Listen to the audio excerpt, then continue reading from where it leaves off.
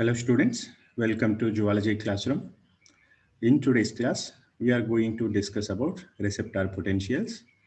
This particular topic comes under MSc Zoology, 4th semester, Comparative Animal Physiology 2 paper, Unit 1, topic 1.1. So before entering into the topic, let us have the definition of sensory receptors. So sensory receptors are specialized nerve endings or specialized cells.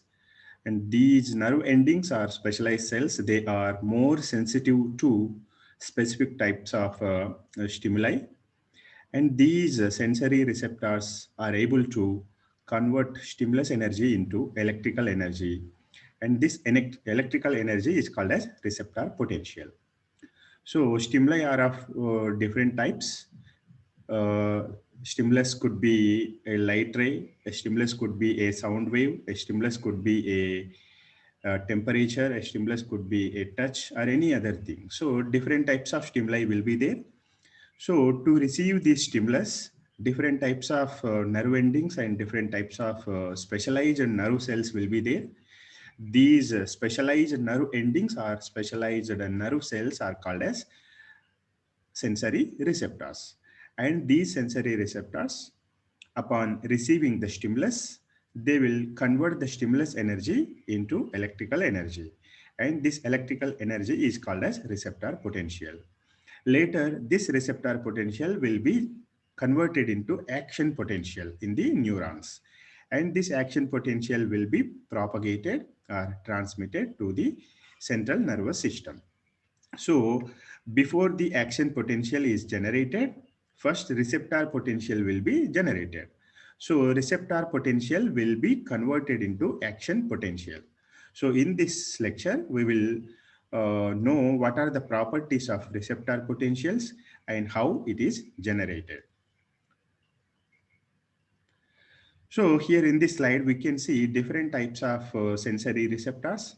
So majorly we can categorize sensory receptors into three categories. One is free nerve endings. Here in this slide, we can see this is a special sensory nerve. This sensory nerve is having many branches at its end. So these endings, just like we can see the dendrites in a neuron, these are also like dendrites, but these dendrite-like nerve endings are able to receive the stimulus. So such type of sensory receptors are called as free nerve endings. And in some other sensory receptors that we can see in B diagram in this slide, these endings of these receptors, they will be having some encapsulations. So some layers will be there. Some layers will be there at the end of these sensory receptor. So such type of sensory receptors are called as encapsulated nerve endings. Whereas the free nerve endings are not encapsulated. They are non-encapsulated free nerve endings. And here the second category, we call them as encapsulated nerve endings. And third category is called as sensory receptor cells, specialized sensory receptor cells. So here in C and D, we can see different types of sensory receptor cells. In our body also, we have some major sensory cells like rod cells. Rod cells are present in our eyeballs. So here the C category is it is like a rod cell, and in D category we can see some receptor sensory cells or some sensory receptor cells are having some peripheral processes. These peripheral processes, they will receive the stimuli. Such type of sensory cells which are having peripheral processes can be seen in our ear, in our inner ear. So organ of Carty will be there. In the organ of Carty, some specialized sensory cells will be there. These specialized sensory cells will possess peripheral processes. These peripheral processes, they will receive the energy of sound waves.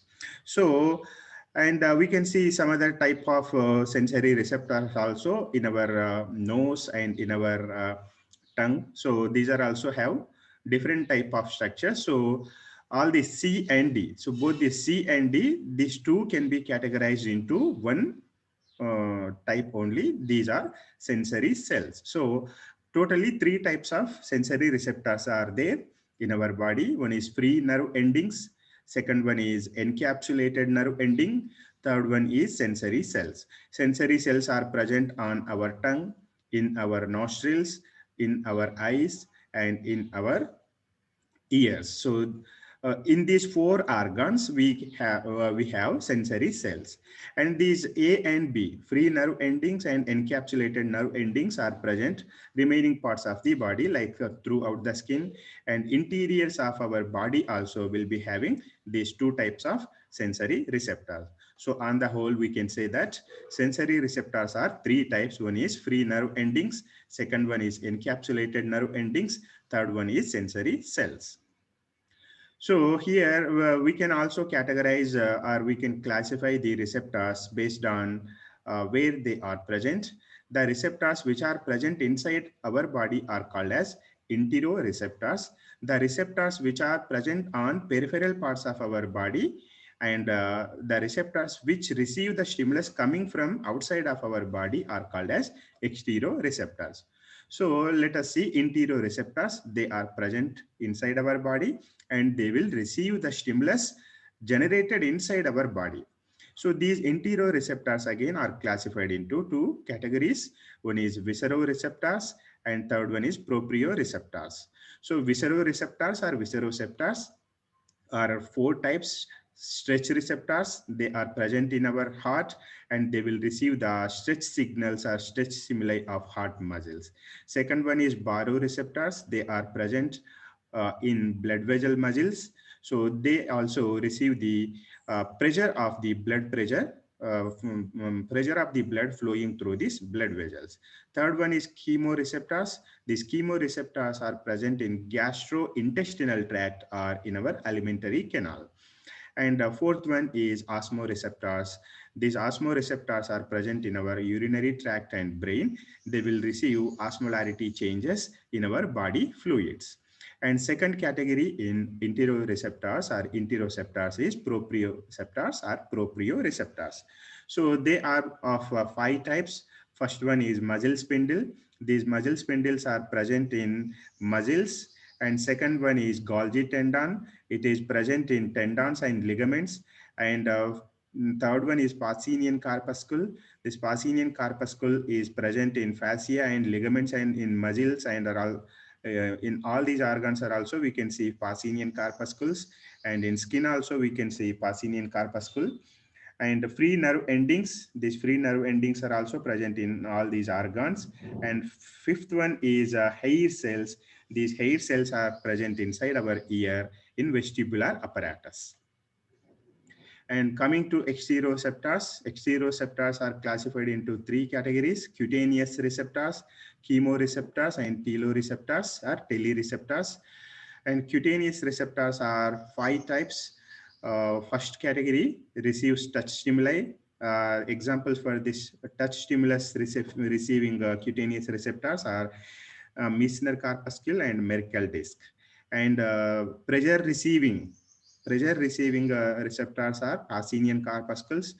Cold receiving receptors are cross end bulb, and warmth receiving cutaneous receptors are called as Ruffini's end organs, and pain receiving cutaneous receptors are nociceptors, and these nociceptors are of free nerve ending type receptors.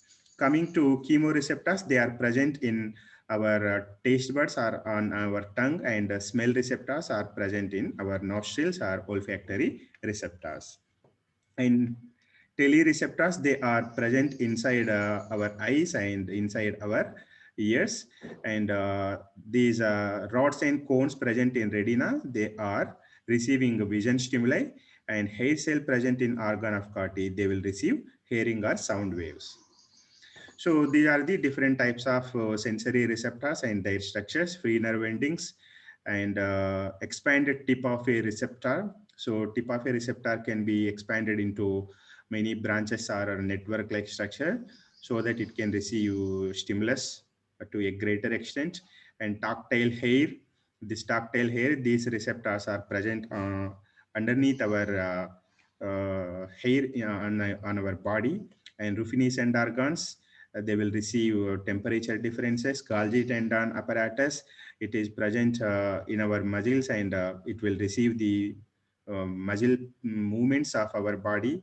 In Pacinian corpuscles, it receives pressure, and Meissner corpuscles, it is also receives pressure, and cross corpuscle, it receives temperature differences. And muscle spindle, this muscle spindle also receives muscle and bone movements. And here in this slide, we can see a tip of a small portion of our fingertip is expanded in this diagram. So in this portion, we can see different types of sensory receptors like Meissner corpuscle, Pacinian corpuscle, Rufinus organ, Merkel disc, and free nerve endings. So different types of sensory receptors are present in each and every part of our body. So through this slide, what we can understand is that our body is having many receptors. Many types of receptors are distributed throughout our body. So we cannot say that receptors are confined to only few regions of our body. It is not like that. All our body parts are distributed with many types of sensory receptors. So we can say that many, otherwise, uh, major portion inside our body is occupied by these different types of sensory receptors. As there are different types of sensory receptors distributed throughout our body, that's why only we are able to receive different types of stimulus, both coming from outside our body and coming inside our body. So all these stimuli are able to be sent to our brain, and our brain is able to identify this stimulus, and it is taking appropriate decisions to deal with these situations depending on what stimulus it has received. So now important portion of today's topic is receptor potential. First of all, before understanding receptor potential or action potential, let us know what is membrane potential. So we know that our body is made up of many cells. Okay, so many tissues are present in our body. So each tissue is made up of many cells. So each cell, inside of each cell, there is a intracellular region, and it is occupied with cytoplasm. Okay, so in this slide, we can see this is the phospholipid bilayer, and this phospholipid bilayer, intermittently, it is having many proteins inside it. So this is nothing but the plasma membrane of the cell. Inside the plasma membrane of the cell, we have intracellular region, which is filled with cytoplasm. Outside each cell, we also have extracellular portion. This extracellular portion is also occupied by a liquid. This is called extracellular fluid. In most cases, we can call it as a tissue fluid. So tissue fluid, extracellular fluid. So in each cell, okay, in each cell, inside this plasma membrane, we have cytoplasm. Outside this plasma membrane, we have extracellular fluid or tissue fluid. So both these two liquids are separated by a membrane. And what we can see in this slide is that each of these liquids, cytoplasm and extracellular fluid, both these liquids are filled with many ions inside them. So here in this slide, we are seeing three different types of ions. One is this purple color one is sodium ions, and this light yellow color ones is potassium ions, and light green color ones are chloride ions.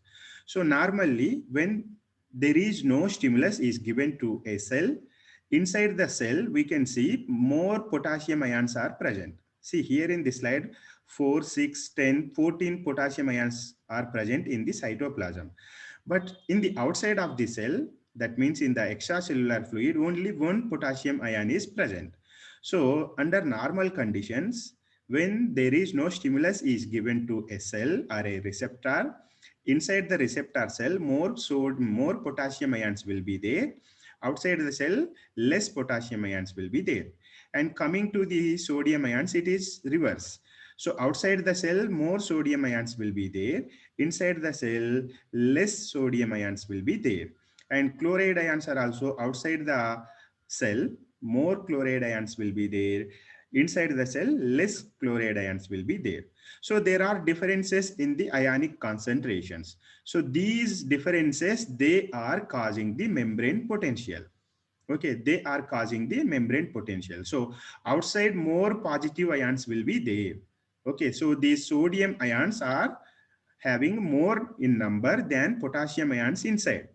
Inside, more potassiums are present, but when compared to the potassium ions number, outside, sodium ions number is greater than the potassium ions inside. So that more more sodiums are present than the number of potassiums inside the cell. So that the exterior of the plasma membrane is having positive charge. Interior of the cell is having a somewhat negative charge. So this is called membrane potential. So when there is no stimulus is given to the cell, outside the plasma membrane, positive charge will be there. Inside the cell, negative charge will be there.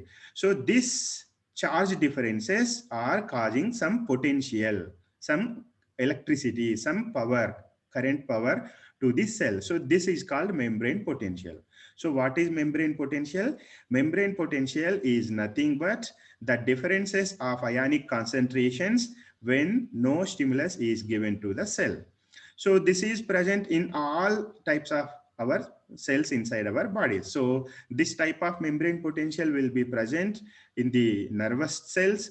This type of membrane potential present in all types of cells in our body. So in all types of tissues, when no stimulus is given, outside the cells, more positive charge will be there. Inside the cell, more negative charge will be there. So this is called membrane potential. This membrane potential will be around minus 70 millivolts. Minus 70 millivolts. That means inside the cells, minus 70 millivolts potential will be there. Outside, more more positive charge is there. Inside, more negative charge is there. This inside negative charge is equivalent to minus 70 millivolts. This is called as membrane potential. And when a stimulus is given, we know that a stimulus is given, the ionic concentrations or positive negative charges will be reversed both inside and outside the cell. So when a stimulus is given to the cell, what happens? The sodium ions enter inside the cell. The sodium ions entry into the cell, the sodium ions entry into the cell results in the change of the membrane potential. Now what happens? Inside of the cell becomes more positive charge, outside of the cell becomes more negative charge. So earlier it was inside was more negative, outside was more positive. After a stimulus is given, inside becomes positive, outside becomes negative. So this is called action potential. So this action potential, about this action potential, you have already studied in your graduation. So I will try to explain it briefly. So minus 70 is the membrane potential when there is no stimulus. So here at this time, here in this slide, in this graph, we can see on y-axis, we are taking voltage. On x-axis, we are taking time. So till one millisecond time, no stimulus is given. So that membrane potential is staying minus 70 millivolts at this value only. So at 1 millisecond time, we have given some stimulus. So earlier the stimulus was very weak, so that the voltage changes have not reached this threshold value. Minus 55 is the threshold value. So this first stimulus is very weak, so that the positive charge, more positive charge did not occur inside the neuron. And second stimulus also, this is also not enough to bring threshold value. And third stimulus is very strong. So this third stimulus, it is very powerful. Depolarization of the plasma membrane takes place. This depolarization results in the influx of sodium ions.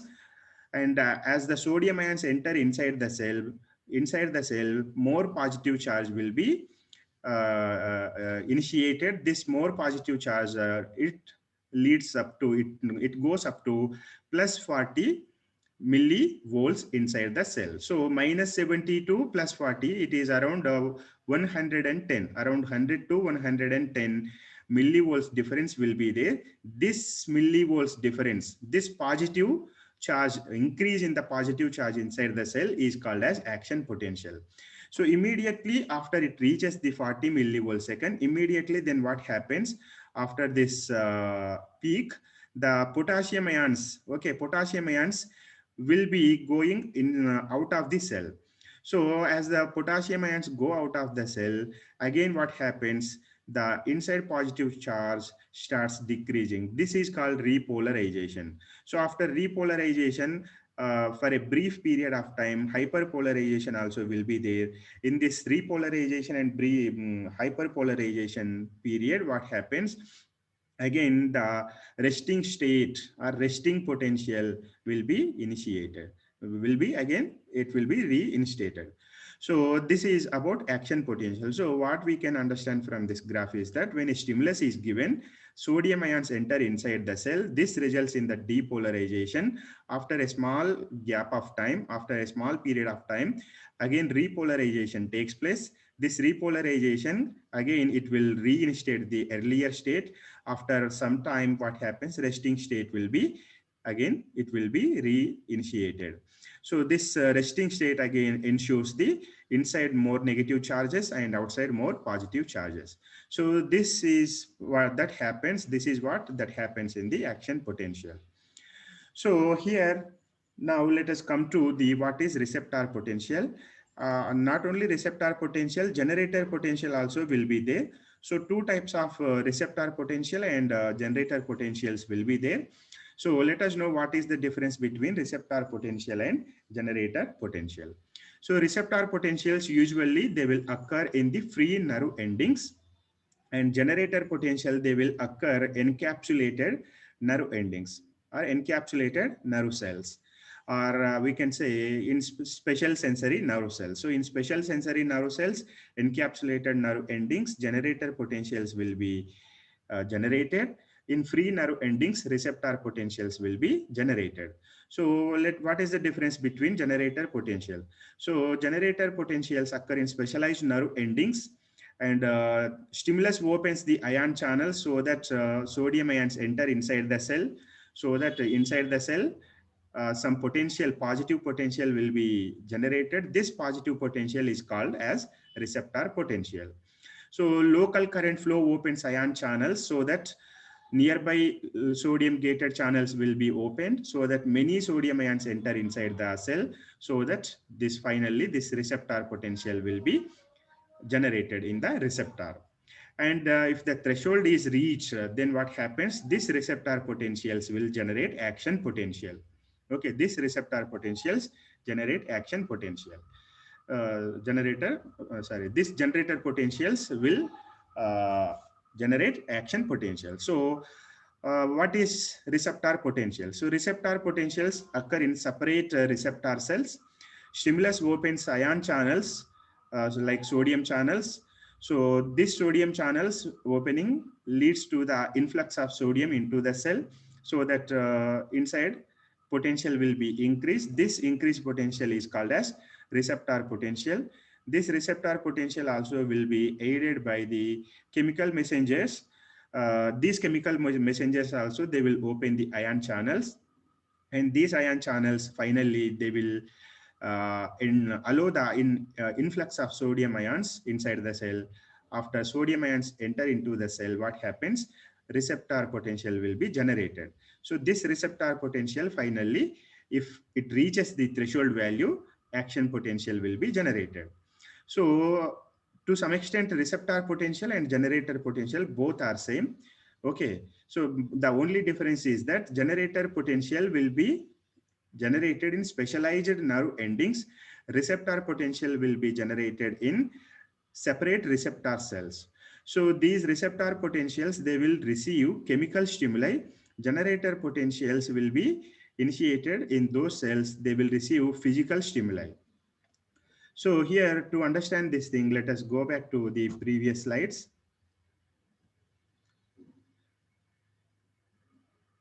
So just imagine that here in this thing, this is the free nerve ending. Okay, and this is the glial cell, and again here in the middle of this thing where we are having many neurons. Okay, right from this region throughout this region, this is the central nervous system. This means this is part of brain. So free nerve endings are present on our skin. Let us imagine this free nerve ending is present on our skin, and this free nerve ending is connected to a neuron. This is first neuron, and here in the second neuron, third neuron, fourth neuron. So many neurons are connected with each other, and these neurons, they have formed the nerves in our body, and these nerves finally they will reach the brain. So throughout this region, just remember that this total A number, the total A diagram is not a sensory receptor. So here this thing, the receptor is up to this region only. Remaining this line, it is depicting, or it is characterized by the many neurons. Okay, so the single line is having many neurons inside it. So these neurons, they will form the nerve. This nerve is finally reaching this central nervous system, that means brain. So this receptor, in this receptor, let us imagine a receptor potential will be generated in this region, in the receptor. Once this receptor potential reaches the threshold value, as we have seen here in this, what is threshold value? Threshold value is minus 55 millivolts. Once the receptor potential reaches the threshold value, okay, once the receptor potential in this free nerve ending or in this encapsulated nerve ending or in the sensory cells, okay, in the sensory cells, we call it as what receptor potential or generator potential. So in all these three of receptors, sensory receptors, in some of them sensory receptor potential will be generated, in some of them generator potential will be generated. So these generator potentials and sensory receptor potentials, if they reach the threshold value, then what happens? They will generate action potential in the nearby neuron. Okay, in the nearby neuron or the neuron which is in connection with these receptors. Okay, so in that neuron, action potential will be generated. So action potential will be generated in the neurons. Receptor potentials and generator potentials will be generated in the receptors. Okay, so there is a difference. Action potential will be generated in the neurons. Receptor potential or generator potential. Receptor and generator potentials both are same. No big difference is there in between these two things. So receptor potential or generator potential will be generated in the sensory receptors. That is free nerve endings, encapsulated nerve endings, and special sensory cells. So in these sensory receptors, receptor potential or action potential will be generated.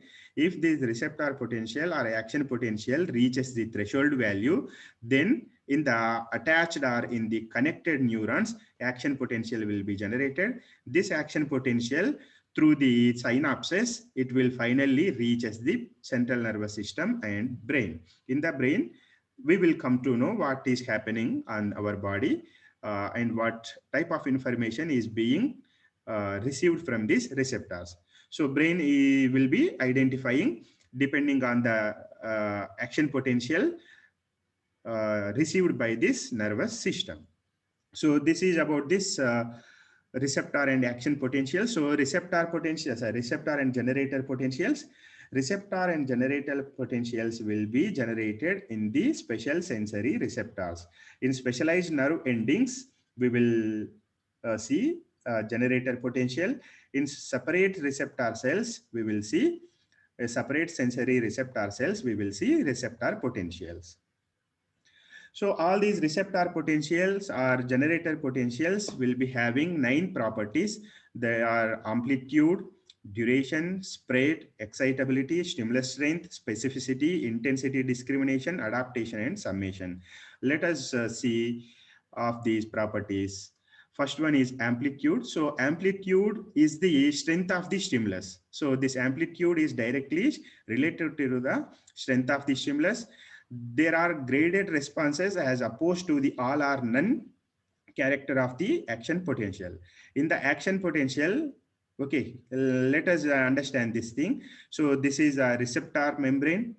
Okay, this is a receptor membrane, and this receptor membrane is connected to a neuron. This is the neuron. This is the receptor membrane.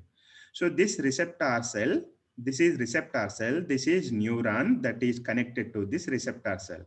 So this receptor cell is receiving a stimulus. So here in this the picture, we are seeing 1, 2, 3. Three stimulus are shown. So first stimulus, this is what having some lesser strength. This is a moderate strength. Third stimulus is having high strength. So three different stimulus with three different strengths are given to this receptor. So when once the stimulus is given to this is a receptor, what is happening? This purple color ones are sodium channels. The sodium channels will be opened. Sodium ions will enter inside this receptor. So depending on the strength of the stimulus, the number of sodium channels will be open, varies. So for a small strength, small number of sodium channels will be opened. For greater strength of stimulus, more sodium channels will be opened. So that what happens, depending on the strength of the stimulus, number of sodium channels opened will be different. So this finally results in the differences in the receptor potential. So here in this thing, the second lines, they are of receptor potentials. So for a small strength of stimulus, small receptor potential. For a moderate strength of stimulus, moderate receptor potential. For greater strength of stimulus, greater receptor potentials will be generated. So this receptor potentials, once they reach the threshold value, they will generate action potential. So action potential will be generated in the axon of this receptor cell. So here in the middle region or in the posterior region of this receptor cell, action potential will be generated. So see, let us see. First stimulus is very small or weak, so that a weak receptor potential is generated. This weak potential is not reaching the threshold value, so no action potential. So for the action potential to be generated, the threshold value should be reached. So first stimulus is not reaching the threshold value. So for first stimulus, no action potential will be generated. Receptor potential is generated, but it is not reaching the threshold value. So no action potential will be generated. For second stimulus, what we are seeing, it is moderate strength, it is having moderate strength. So 1, 2, 3, three action potentials are generated for a second stimulus. For third stimulus, 1, 2, 3, 4, 5, 6 action potentials are generated. See, what is the difference in between receptor potential and action potential? Action potential is having all or none law. If the action potential is generated, it will be generated. Otherwise, it will not be generated.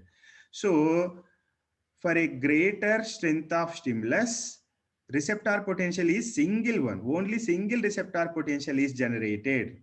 Okay, so it is having graded potential, graded responses, small grade, moderate grade, higher grade. But here in this action potential, all action potentials are having similar graphs. Okay, so each action potential will be having this type of graph. This is one action potential. If a greater stimulus is given, this action potential graph will not go beyond 40 plus 40 millivolts. So each action potential, it will end at this plus 40 millivolt region only. But these receptor potentials are not like that. They can go up to any extent. So they are graded responses.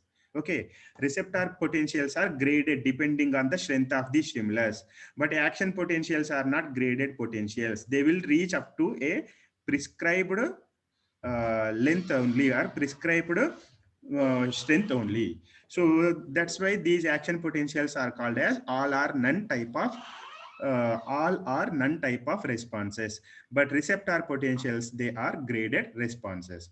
So depending on the strength of the stimulus, the strength of the receptor potential also will be depending on the strength of the stimulus. So it is showing graded responses. So this is called as amplitude of the receptor potential. Second category is duration of the receptor potential. So much more than the duration of the action potential. So each action potential will start after starting, each action potential will end in within 4 milliseconds of time. See, at 1 millisecond of time, this action potential is started and it is ending at 5 millivolt seconds. So 1 to 5, only 4 milliseconds of time is there. So within a time of 4 milliseconds, action potential will be generated and it will be ended. Okay, it will be ending within 4 milliseconds of time. But the duration of receptor potential is not like that. So here in the previous slide, we can see, okay, so this third stimulus, okay, this is the third stimulus, it is having much strength. So the receptor potential is started once the stimulus is given, and the receptor potential is ending only when the stimulus is being stopped, or once we withdraw the stimulus. So till the stimulus is given, till the time the stimulus is given, the receptor potential will persist, or receptor potential will continue till we withdraw the stimulus. But action potentials are not like that. They will stay for for a particular period of time, or for a limited period of time only. So that's why duration of the generator potentials, or the duration of the receptor potential, is directly dependent on the stimulus strength, unlike action potentials. Next, spread of the receptor potentials. So receptor potentials cannot get conducted for long distances, unlike action potential. Action potentials, they can travel from first neuron to the last neuron, which is in direct connection with the brain. So action potential can travel a lot of distances, but receptor potential, see here, this is the, as we have already said, this is the sensory receptor. In the sensory receptor, at the tip of this receptor, receptor potential will be generated. Once this receptor potential reaches the middle portion of this receptor cell, it will be converted into action potential. So receptor potentials cannot travel much distances. They will travel up to a limited distances only. Within the same receptor cell, this receptor potential, or this action potential, will be converted into action potential. This receptor potential, or this generator potential, will be converted into action potential in the middle of the same receptor only. So we can say that the spread of the receptor potentials is very limited, but the spread of the action potentials is not limited. They can travel any distances. And fourth one is excitability. Excitability, since the receptors are specialized nerve endings or specialized nerve cells, they are in polarized state when not stimulated. So in this character, they are similar to the neurons or action potentials. So when the stimulus is not given, action polarization will be there. That means membrane potential will be there. Only when the stimulus is given, then only receptor potential or generator potential will be generated. And immediately, if the receptor potential or generator potential reaches the threshold value, they will create action potential in the middle region of the receptor cell. So in the excitability character, they are similar to other neurons. And the fifth character is stimulus strength. Adequate stimulus strength is enough to bring in this receptor potential or generator potential. If the stimulus strength is weak, action potential, receptor potential, even though they are receptor potential or generator potentials, even though they are initiated or they are generated, they will not reach the threshold value, so that action potential will not be developed. Only enough stimulus strength results in the generation of action potential. And specificity, each group of receptor cell is specialized to respond to a special type of stimulus only. So here in this slide, we are seeing different types of different types of sensory receptors. So here this Pacinian corpuscles are present throughout our skin. So what they will receive, they will receive pressure only. When a heavy object falls on your skin, you will feel the pressure of that object. So the pressure will be received by this Pacinian corpuscles only. Okay, and tactile hair, touch will be received by, if some insect is crawling on your body, the touch of the insect will be received by this tactile hairs. And this cross corpuscles and ruffinus corpuscles or ruffinus end organs, these cross corpuscle and ruffinus end organ, they will receive the temperature differences. If some object is on your body, if it is very hot or very cool, the coolness or hotness of the objects will be received by this ruffinus end organ cross corpuscles only. Likewise, the movement in the muscles, movement in the bones will be received by Golgi tendon organs and muscle spindles. So each type of receptor is a specialized receptor. They will receive only a particular receptor. So a single receptor will not receive different type of stimuli. Okay, so a single stimulus, a particular stimulus, sorry, a particular receptor, a specialized receptor will receive a specialized stimulus only. It will not receive any other different stimuli. And intensity discrimination. So intensity discrimination can be identified by the receptors depending on the stimulus intensity. If the intensity of the stimulus is great, they will generate a greater receptor potential. If the intensity of the stimulus is moderate, they will generate a moderate receptor potential. If the intensity of the stimulus is weak, they will generate a weak receptor potential. So they will discriminate the intensity of the stimulus. So strength of the stimulus can be assessed by the magnitude of response from receptors, which is in form of increased amplitude of the receptor potential. So increased amplitude of receptor potential increases the number of action potential. So here in this thing we can see this is the increased amplitude of receptor potential is resulting in 6 action potentials. The moderate receptor potential is generating only 3 or 4 action potentials. So in this way, receptor potentials are able to discriminate the intensity of the stimulus. Depending on the intensity of the stimulus, they will either generate less number of action potentials or more number of action potentials. So another way by which intensity discrimination can be made out is the strength of the stimulus is increased, the number of receptor stimulated also will be increased. Say, for example, let us imagine if the stimulus is a small stimulus is given, this is increasing, this is stimulating a single receptor.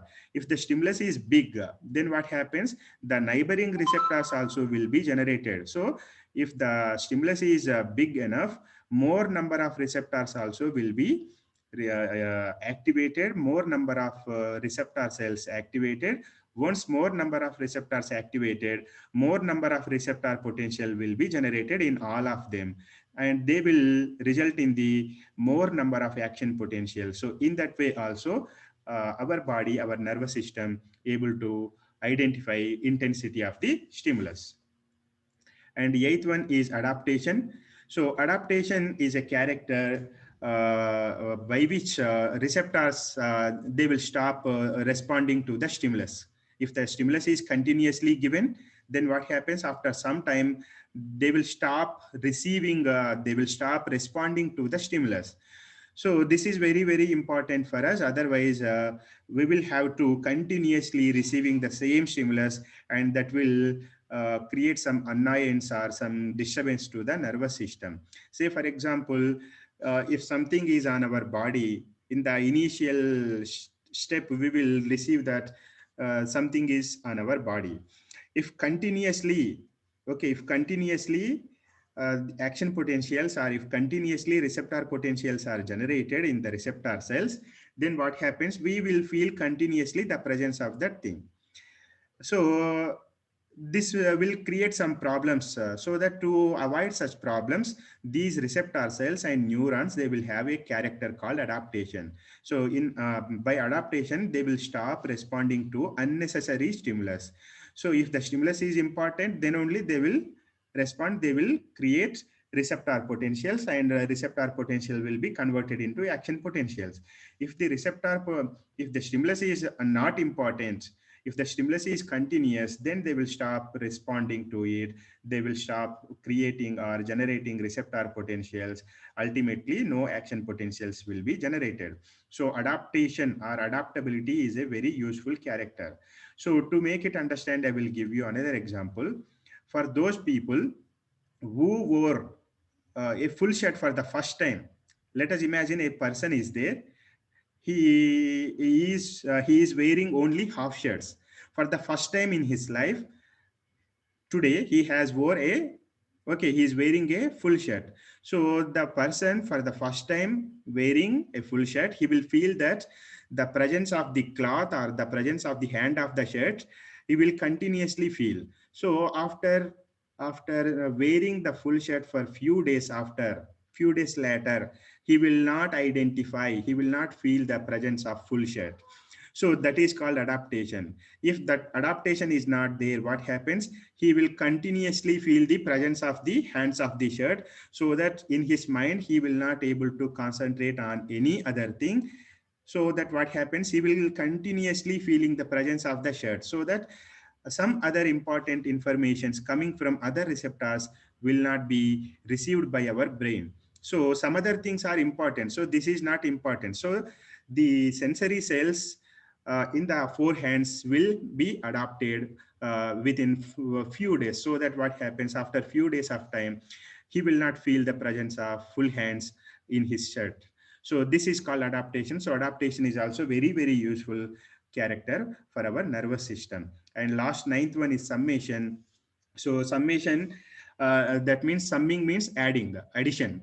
So if more than one stimulus is given, the effect of the stimulus will be added, so that finally a big receptor potential will be generated in the receptor cell or sensory receptor. So here in this thing, we are seeing three, A, B, and C. So A, B are two stimuli, C is the third stimuli. So at the same place, A stimulus and B stimulus is given. So in the same region, A stimulus and B stimulus are given, but they have not given at the same time.